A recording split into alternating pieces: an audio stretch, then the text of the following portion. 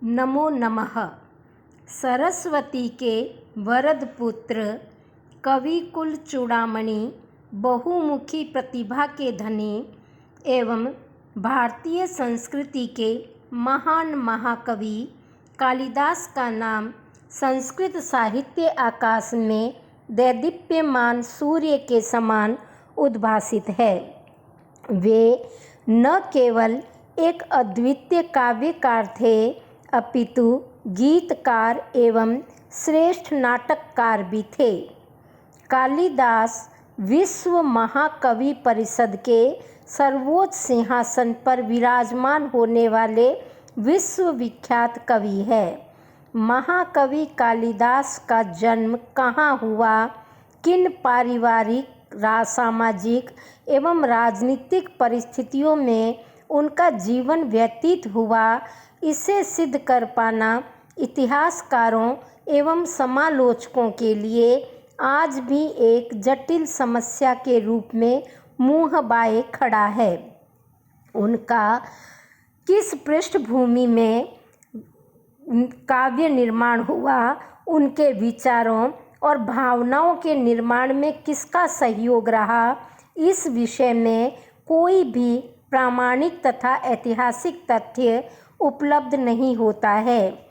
इसका मुख्य कारण यह लगता है कि कालिदास अत्यंत विनयी एवं निष्प्रह स्वभाव के थे।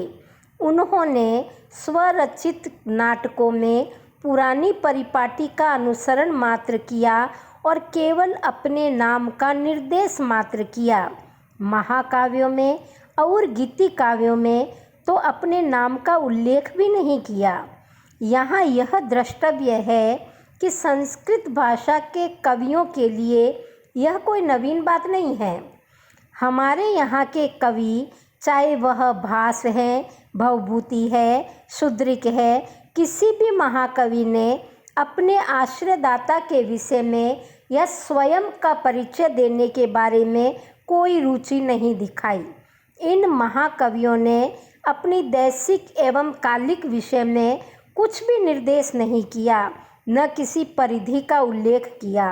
इन सब का उल्लेख करना शायद उनकी दृष्टि में कोई महत्व ही नहीं रखता। इसे वे मात्र अपने अहम का प्रकाशन समझते हैं। वस्तुतः संस्कृत साहित्य के कवि तो सार्वदेशिक, सार्वभौमिक एवं सार्वकालिक ही अपने आप को मानते रहे हैं।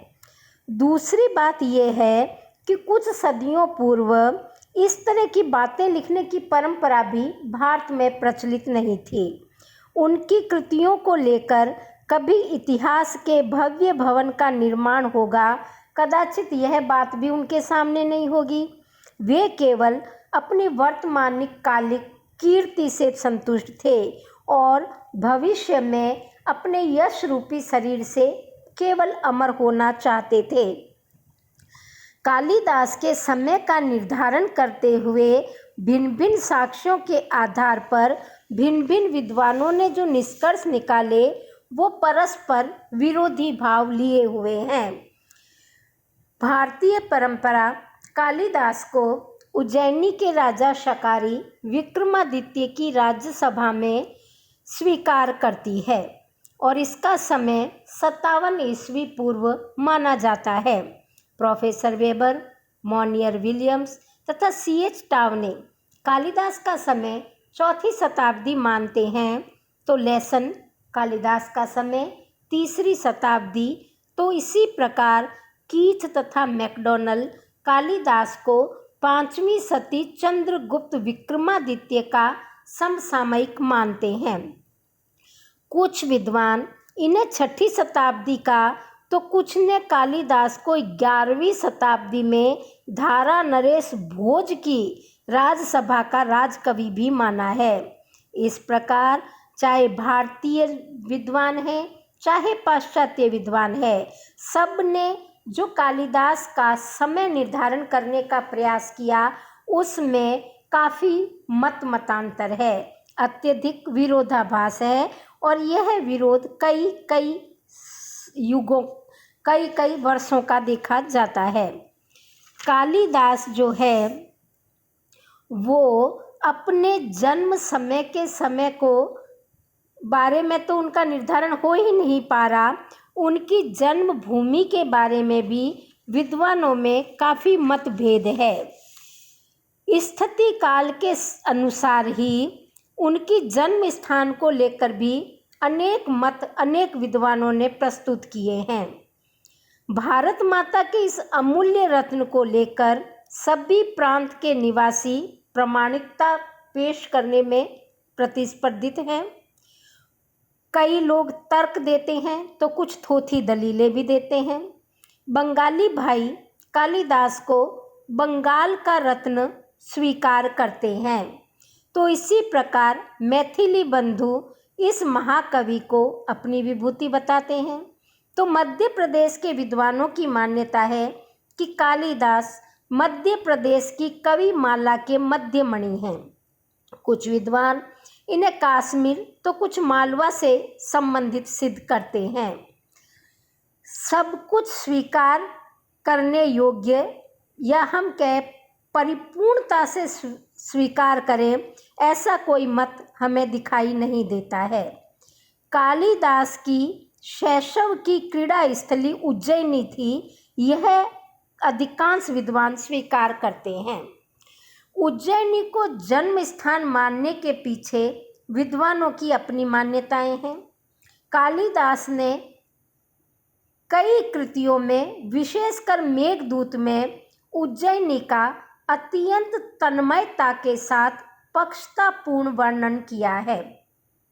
इस नगरी के सौंदर्य एवं सौभाग्य पर कवि इतना मुग्ध है कि वह इसे स्वर्ग का कांतिमान खंड समझता है, जिसे स्वर्ग में अपने पुण्यों का फल भोगने वाले पुण्यशाली व्यक्ति पुण्य समाप्त होने से पहले ही शेष बचे हुए पुण्यों के बदले अपने साथ धरती पर उतार लाए हैं। यही कारण है कि रामगिरी से कैलाश की ओर जाने में उज्जैनी सीधे मार्ग में नहीं पड़ती। चाहे मार्ग वक्र करना पड़े, समय अधिक लगे, लेकिन कवि का स्पष्ट कथन है मेघ को कि तुम्हें उज्जैनी के सौंदर्य से वंचित नहीं होना है, वहाँ तो तुम्हें जाना ही है। और इसीलिए कवि सानुरोध मेघ को वहाँ भेजता है। वक्रः पंथा यद्यपि भवतः प्रस्थितस्योत्तरश्याम सौधोत्संग प्रणय विमुखो मा स्म भू उज्जैन्याः।